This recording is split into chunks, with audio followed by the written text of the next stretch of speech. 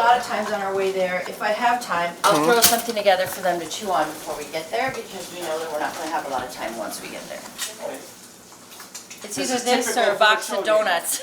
Usually I'm rushing around trying to get everybody out of the house because I'm the guy who wants to be there early. Usually a little bit of the motivator to get us out the door. So sometimes I'm throwing last minute things in the back of the truck that we need every day, or just help them all with whatever we can help her with. Everybody's pretty quiet in the morning, but like Wade, I think the hardest part is just rolling out of bed. But once you're up, I really enjoy being up early.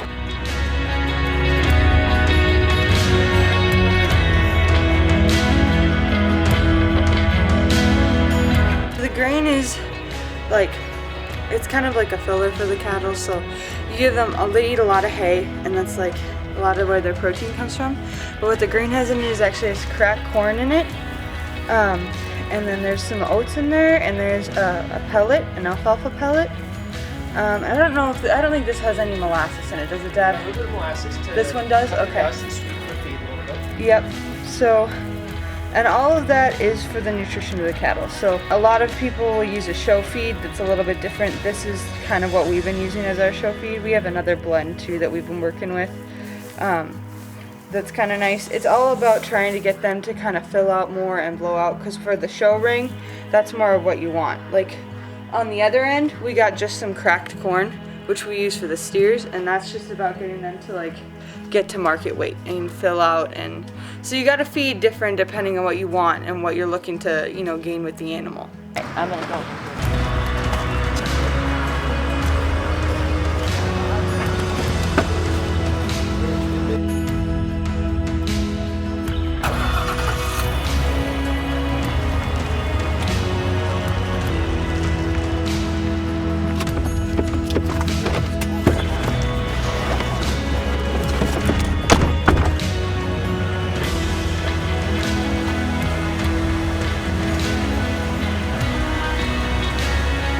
We're going to be heading out to the wash rack to start washing, so I'm going to put on my boots, I'm going to grab my hose, and I'm just going to go. In order to exhibit at the 4-H show at the state fair, you have to qualify here and have to, every county has a certain amount of spots available for 4-Hers to win a trip or be awarded a trip to go to the state fair, and this is a qualifying show for that. And our county will have, I think, 5 that they'll be able to send to the state fair. They have to be of a certain age, and I think the age cutoff is 12, and also be placed high enough to qualify for that show as well. We got a couple others, one thing called Willow, that's really starting to look nice, and Silhouette. So we're looking forward to seeing how those two show. And of course our steers are looking alright. We're going to see how that goes in the show. Hopefully they can get a blue. I'm getting the feed for them to eat their breakfast.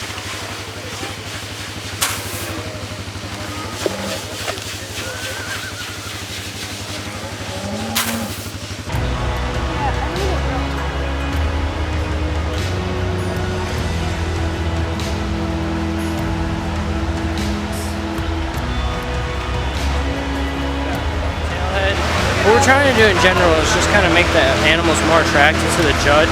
With the tailheads, it really kind of levels out the animal throughout their back, and also help them look more extended between their hip and their pin bones. And it makes them look squarer in the rump, so when we come in, we kind of square them off. But a big key is you want them to look natural, so you don't want to like gum it up with the glue, or you don't want to make it look like they got a fake tail 6 inches off their body. You want it to look natural, clean, smooth, and just all around a square, more complete animal. So this is just a little bit of fitting.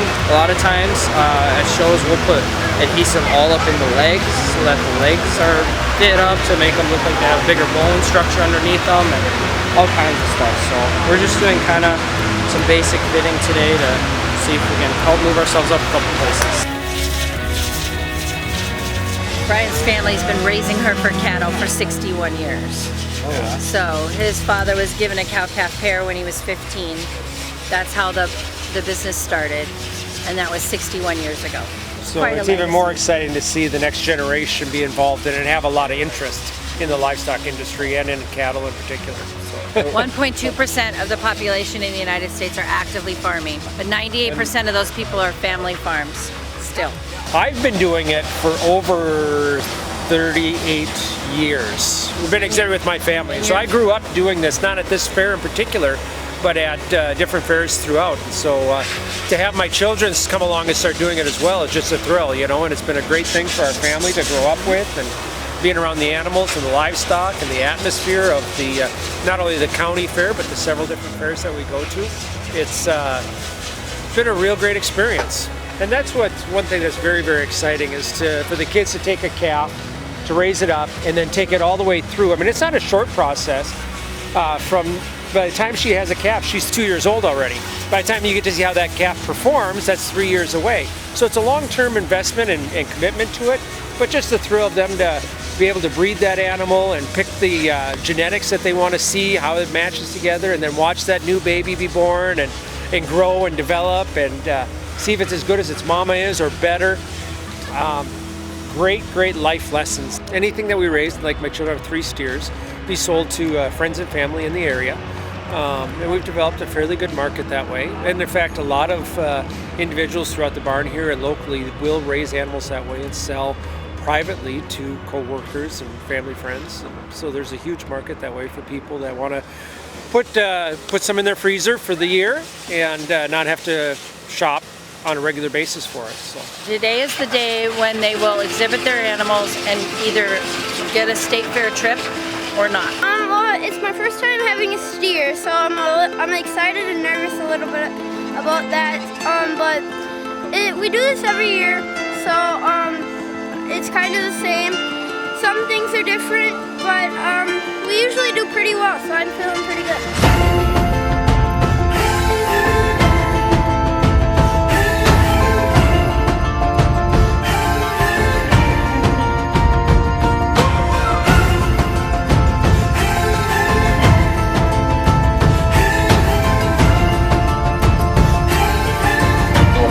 Let's give these exhibitors one more round of applause and we'll get them to change.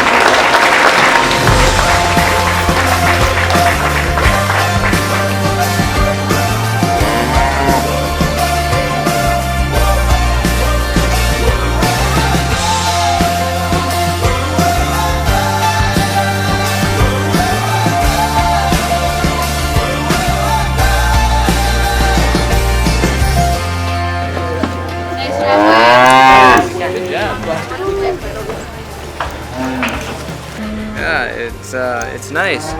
This heifer and me, sometimes can be a little temperamental, but she pulls through though, when she needs to. Of course, she cares so much that she just won, but she'll be going to state fair then. That's a first for me, so.